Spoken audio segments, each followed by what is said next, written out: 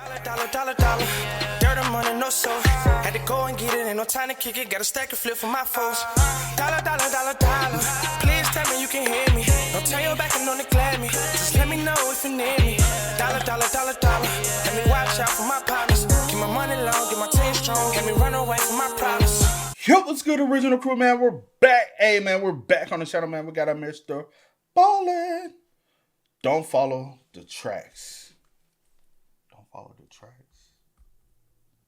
You talking about like railroad tracks? Did you follow the railroad tracks? What you? Yeah. I walked railroad tracks before, have you? All the time. I used to play on them. Which I used to throw the rocks at each other on the railroad track. We used to be doing... We used to play... We used to play on them. You don't want to say what the shenanigans they used to do. I used to have to cross railroad tracks every day, though. We used to play, like...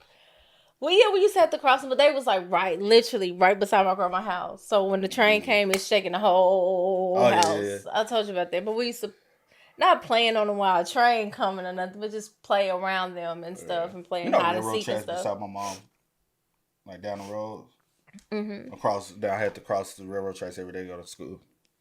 When I walked to high school. But hey, make sure y'all check out the links in the description box. Down below. You already know where to go. If you want to first support, you got to do a check out down below. Also, if you enjoyed today's video. Like it in with a thumbs up. I had to walk across the railroad tracks when I was a kid. I actually did, like when I used to walk home from school.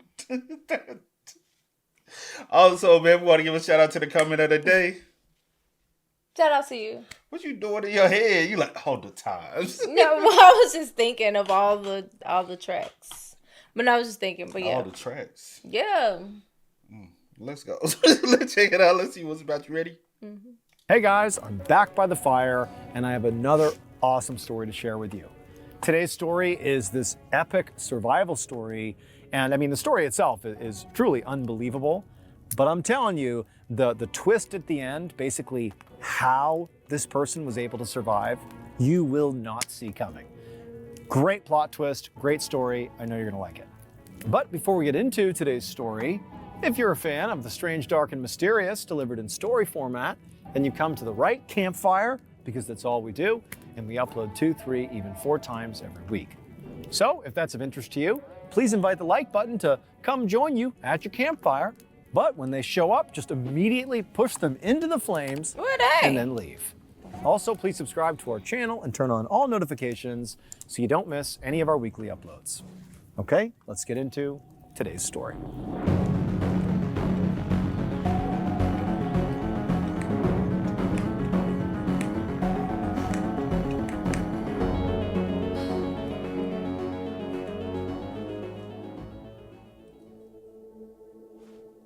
Around 10 a.m. on March 18, 1944, a 26-year-old Finnish soldier named Aimo Koivunen sat around a campfire with a group of other soldiers inside of the Arctic Circle in Northern Europe.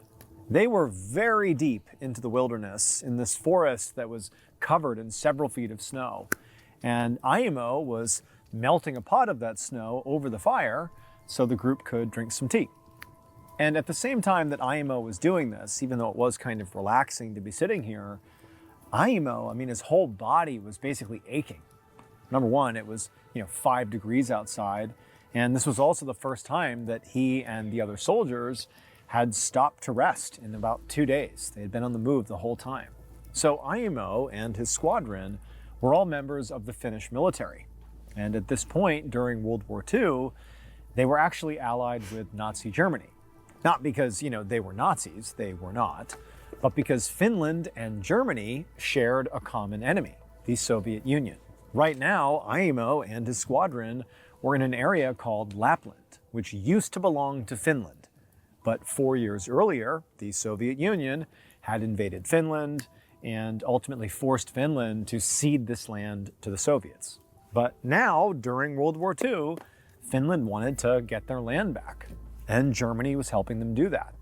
And so Aimo and his squadron were in Lapland on essentially a reconnaissance mission. They were there to try to figure out sort of what the Soviets were doing in this part of Lapland and how many Soviets were out there, again, in this particular part of Lapland. However, Aimo and the others had spent the past 2 days skiing all over the place in their area of operations, But so far, they hadn't seen any Soviet soldiers or any Soviet bases. But, you know, for Aimo, and probably for the other soldiers that he was with, I mean, this was ultimately a good thing. They were trained for combat, but they didn't necessarily want to come across Soviets and have like a full-blown shootout, in part because the Soviets were just a bigger, more well-equipped military. And, you know, they were also more advanced. And so if they got into a gunfight with them, who knows what would have happened? And so even though Aimo is like sitting here feeling very sore and very tired as he melts his snow, he was ultimately feeling kind of grateful that this reconnaissance mission had proven to be pretty low-key. However, just as the water began to boil, Aimo and the other soldiers heard the unmistakable sound of machine gun fire coming from somewhere that had to be nearby. And so immediately, Aimo and the others, they jump up, forget what they're doing, and they're looking to see where this gunfire is coming from. But then before they could even make sense of the situation, Aimo's lieutenant yelled like, "Hey, get ready, get your guns." And so they all scooped up their weapons. Aimo, he's picking his weapon up, and as he looks up, he looked off in the distance, maybe a quarter mile away, and he was shocked to see an entire pack of Soviet soldiers bearing down on them. They were literally skiing down this mountainside right nearby, and they were obviously shooting their machine guns, not in random directions, but right at Aimo and the other men. They were clearly being attacked by these Soviets. Now, Aimo and the other men have clearly been trained for this. This is literally why they're out here. They are soldiers. They're ready for this type of encounter. But for a moment, when Aimo sees this overwhelming force that's descending on them, they're clearly outnumbered, like this is going to end badly. All Aimo had in his head was just this overwhelming feeling of just terror. He was the oldest of 6 children, and when he first enlisted in the military, he had promised all of his little siblings that he wouldn't get hurt, he would come home, he would be okay. And now he knew that wasn't going to happen, like he was going to get killed, he just knew it. But Aimo, after sort of breaking out of this initial thought, he looked over at his lieutenant, and his lieutenant looked terrified too, but he quickly composed himself and yelled for Aimo and everybody else to flee. Just moments later, Aimo and the other Finnish soldiers were on their skis, skiing as fast as they could away from the Soviets down the backside of this mountain, just doing anything they could to survive. And as Aimo is skiing away, he can hear the sound of gunfire ricocheting off trees, zipping by his head. Like he's thinking, at any point, I'm gonna get hit, or one of my teammates are gonna get hit. There's nothing we can do. We just gotta go as fast and as far as we can. And so he's skiing, and actually Aimo was at the front of their formation. So he's actually leading the pack. And so really it was his job to kind of create tracks in the snow that the others could follow in behind. It was easier for them. But it meant he was expending a lot of energy, basically pushing all the snow down as he was making his escape. And as much as he wanted to maintain that position and do this for his teammates, to continue to make tracks here, it was so exhausting. And also, like when you're in combat, you have this unbelievable adrenaline rush that sometimes can lead to like a massive crash of energy. And it was like he had this huge rush of energy, and now it's like he's collapsing. Despite the need to escape here, it's like his body just cannot go any faster than he's going. And so before long, it's like he found himself slowing down, and his teammates are zipping by him because they can't stop. The bullets are flying fast, like their only hope of survival is just to keep on going. And so Aimo knows that, like, basically, if he can't keep up, he's dead. But his body, it was just he couldn't go any faster. He was slowing down. He was going slower and slower. He can hear the sound of the gunfire getting closer and closer, and he's thinking about his siblings and how devastated they're going to be to find out that he was killed in this war. And so slower and slower he's going. The sounds are getting louder and louder behind him, and he sees the last of his teammates pass him, and he sees them just kind of drift off down the mountain into the white abyss beyond, and they're gone. He's alone, and he just can't keep up. And then finally, he just loses control of his skis. He veers off to the side. He starts tumbling down the mountain, smashes into a tree, and he passes out. When Aimo woke up, it was light outside, but he had no idea how much time had passed. He also really had no idea how he was even still alive. Like, what, did the Soviets just decide not to kill me? Or did they not see me? Like, what happened to my teammates? Like, what's going on? He had a lot of questions, but in addition to feeling confused about the whole situation, he also had this really distinct other feeling. He had this immense sense of being alert, like hyper alert, more than really he had ever been in his whole life. It's like he could hear and see everything at like a 10 times level. It's like, oh my God, I know everything going on around me. I'm totally aware. So with his like hyper vigilance that he suddenly was having sort of out of nowhere, he began to, take stock of his situation. Right away, he, was able to see that he's alone, like the Soviets are not nearby. He's not like being held captive. And again, his comrades are nowhere to be seen. So he's alone in the middle of the wilderness in the Arctic Circle. But he also could see that, okay, well, I still have my skis, so I can still get around. He still had his boots on. He still had his equipment on. Like he had the things he needed to survive. He even had his compass still, which had been in his hand, but he hadn't lost it. And so he had a way to navigate, and he had his weapon still. And so he's thinking, okay, like the situation's bad, but I have what I need to survive for some time. And he also realized that sort of amazingly, despite clearly crashing as a minimum and smashing into this tree that he was laying near, despite that, he didn't feel any pain in his body. And he didn't appear to have any injuries. So he's thinking, what a miracle here, that the worst thing that's happened here is I've basically been abandoned and I'm effectively lost. But it could be worse. And so Aimo, after, taking stock of his situation, he eventually stood up and he looked off into the distance and he saw maybe 6 or 7 miles away, there was smoke up on this mountain off in the distance. And he immediately recognized that mountain was actually what appeared to be the rendezvous point for he and his squadron if they ever got separated. And so he's looking out at this mountain and seeing, the signs of potential life over there. And he's thinking, oh my gosh, those are my teammates. That's where they've gone. They've gone to the rendezvous point. All I need to do is go to that mountain. So Aimo scooped up his backpack and picked up his gun and whatever other equipment he had on the ground. And then he started skiing towards this mountain. And for a while, he just kept on staring up at the smoke coming off the mountain, making sure he was going in the right direction. And, as he got closer, he was nearly positive he could see that in addition to the smoke, he could see what appeared to be little lean-to tents on the mountainside, which were telltale signs that those were Finnish soldiers. That's how they set up their tents. And so he's thinking, this is it. Like, I'm going to be saved. I just got to get there. And he had so much energy, maybe because he was so close to being rescued or something. But he felt like this huge surge of energy. It was like nothing could make him tired.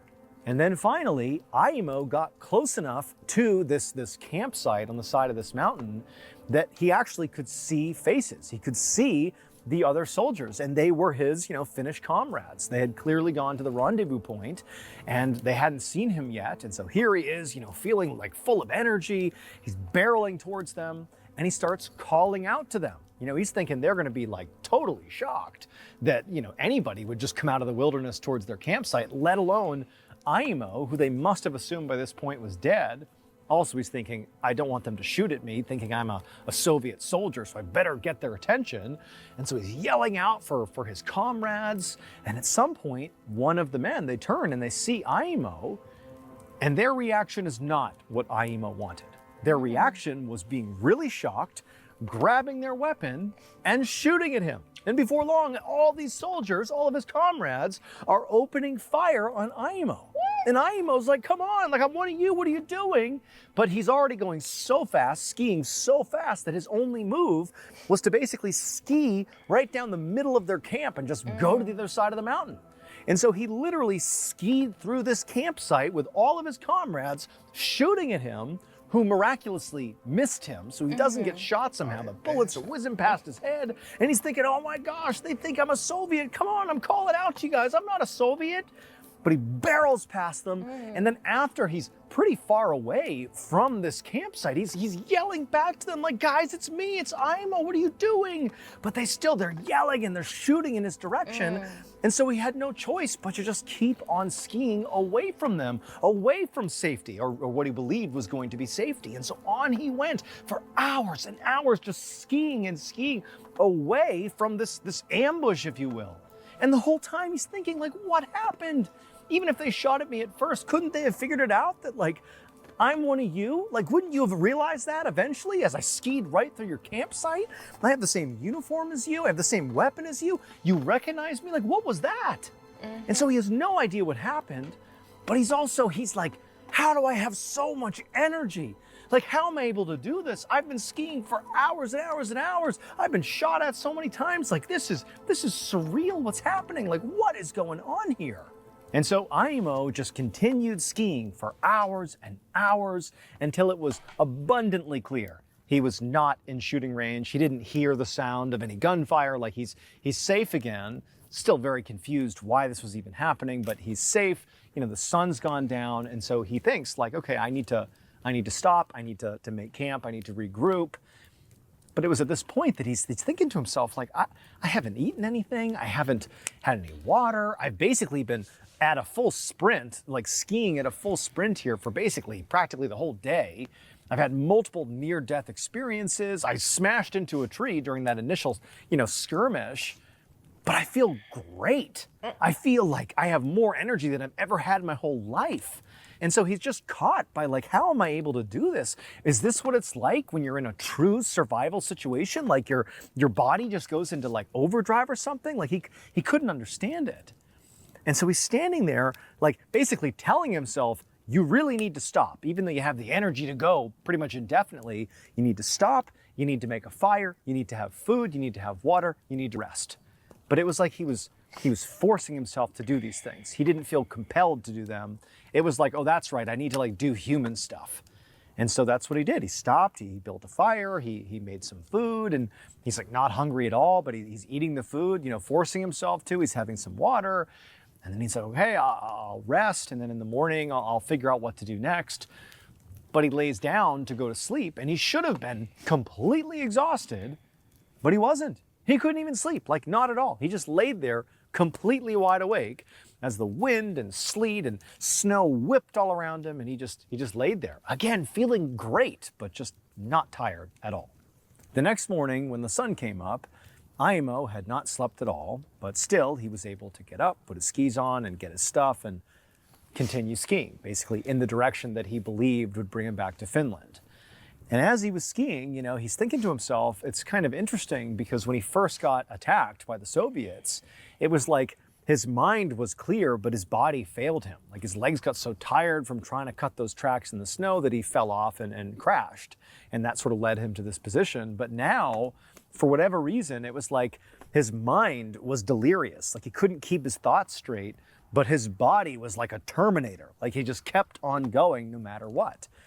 And so he just kept on skiing, almost like without even thinking. His body was like on autopilot. And so he skied for hours and hours and hours just in this one direction that he sort of loosely believed would bring him back to Finland. And the whole time he's skiing, he didn't see another soul. He is out in the middle of, the Arctic Circle. There's no more Soviets, there's no more teammates, nothing. He's just out in the middle of the wilderness. And realistically, he didn't know if he was even remotely going in the right direction, but he was just gonna go. But that night, as he's still just skiing in a straight line, not stopping, sort of unbelievably, he looked up ahead and he saw somebody, the first person he had seen since, the ambush at the campsite.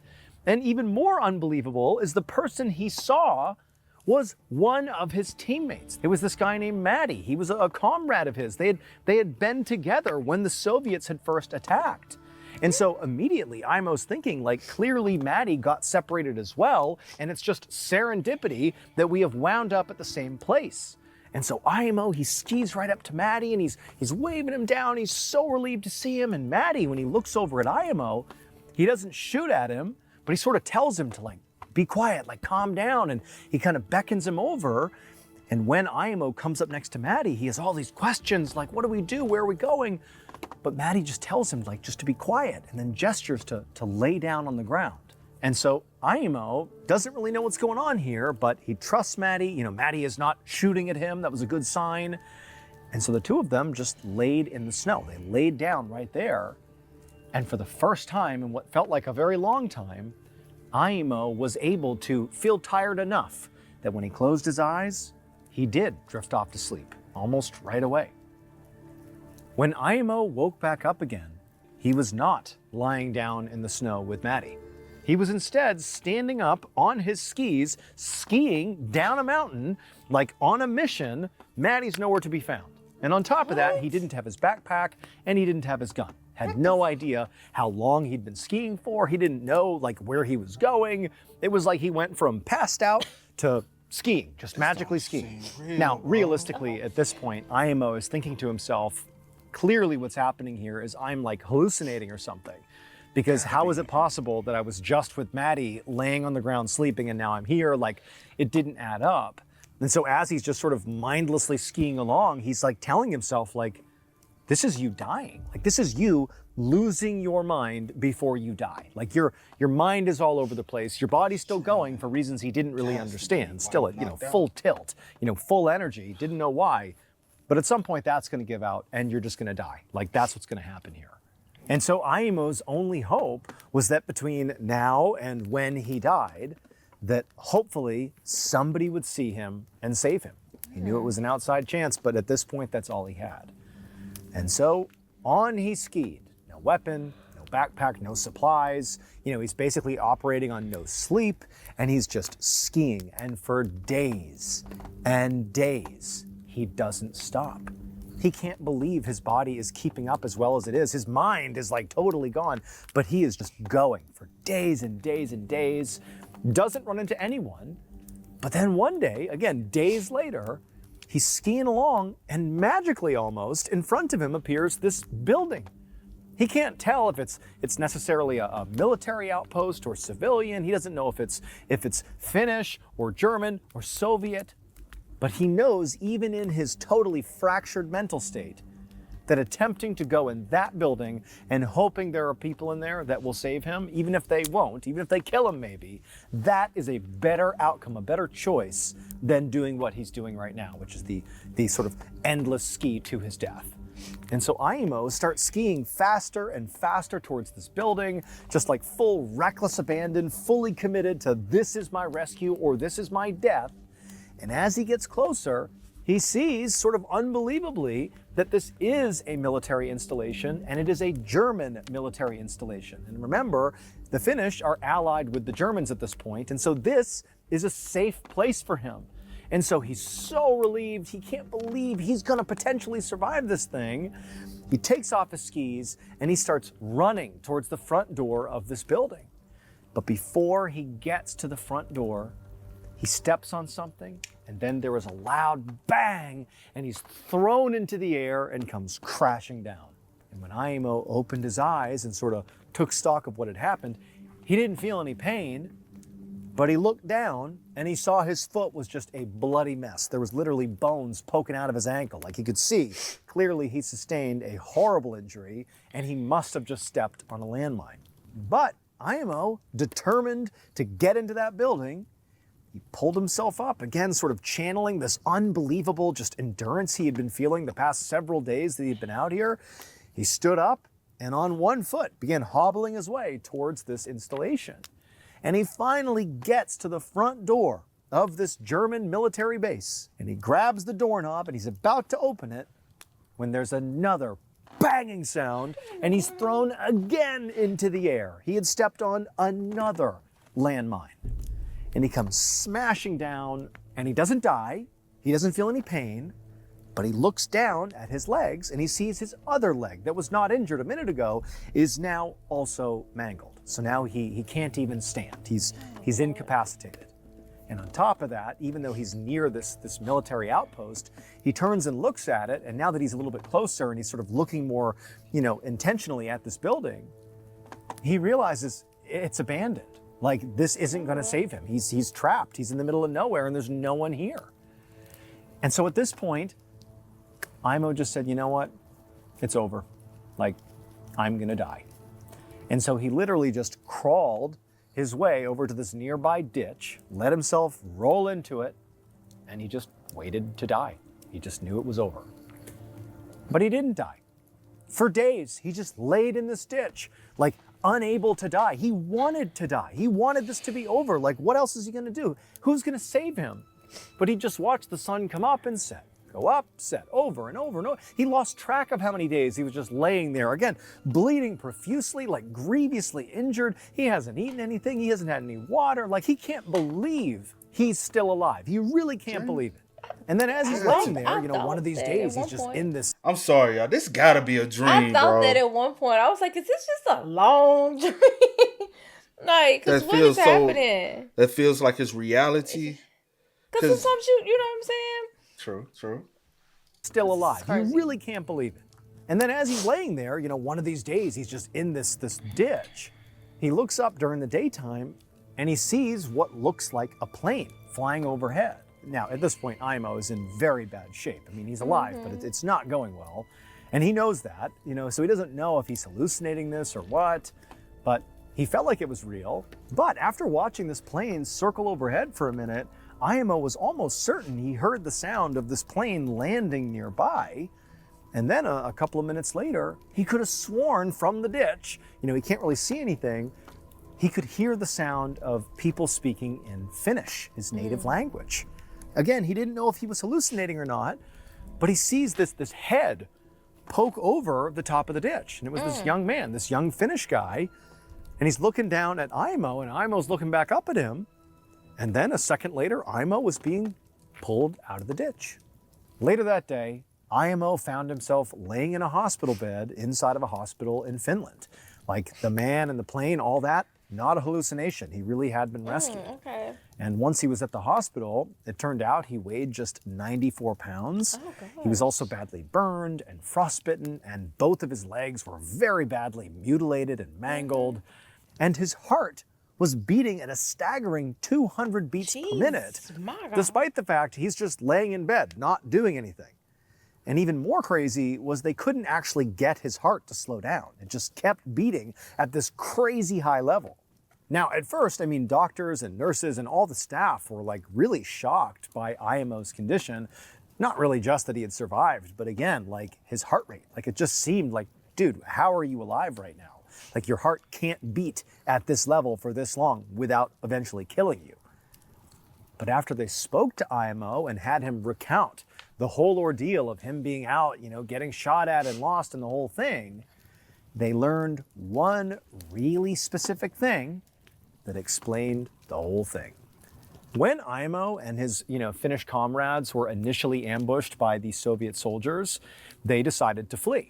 But Aimo, he was having such a hard time physically keeping up with the other soldiers. Like he was just getting so tired from trying to break the tracks, and then he fell off, and he's thinking to himself, if I don't find a way to keep up, I'm gonna get captured or get killed by the Soviets. And so he's desperate. And so before he ultimately crashed down the side of the mountain from exhaustion, he tried something to try to give himself some energy, to try to make this escape.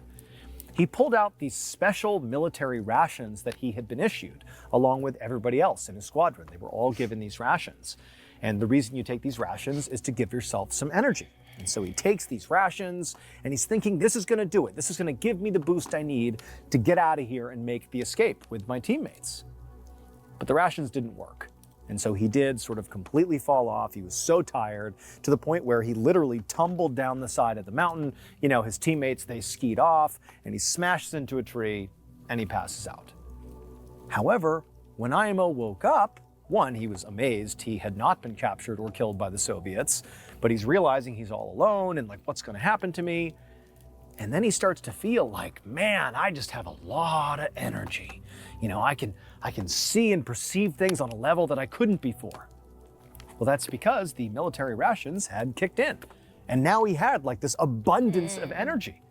And it allowed him to basically ski indefinitely without sleeping, without having water, without food. He gets blown up twice. His feet have been blown off, basically. He's laying in a ditch dying, but he just can't seem to die. The guy should have died like several times, but these rations did their job. They gave him all the energy he needed to survive this crazy, crazy 2 weeks in the wild. Well, the military rations, they're called Pervitin.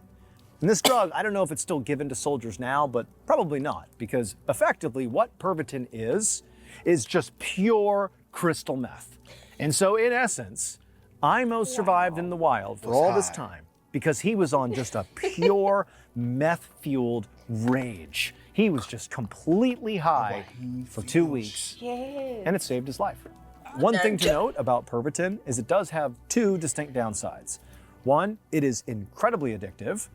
And 2, it creates really, really intense hallucinations. And so very likely, he did not come across his own battalion who then opened fire on him. He did not come across Maddie, his teammate out in the wild who told him to lay down. And who knows, we're not even sure if the military installation he saw was real. Very likely all of that was just in his mind. However, the landmines, those were somewhat unbelievably, Aimo would make a full recovery. And he would go on to get married, he would have 9 children, and he would live to the age of 71. And as grateful as he was to the drug that did save his life, he never took Pervitin again. Okay, I hope not. I sure wouldn't. But I guess with it being like addictive and stuff like that, you kind of have to wanted it Yeah. Because I was like, something ain't right. Because you was like, they must got some bad aim. But he probably was imagining all of that, them shooting at him. Because ain't no way you going straight through and they shooting. And they are horrible aimers, bro. They need to find something else to do. But that's crazy. That's an insane story to say the least. Wow. I need to put a face to the name. Yeah. I don't know. I don't really know how to spell correct pronunciation. The spelling. Spelling. Yeah, but that was a crazy story.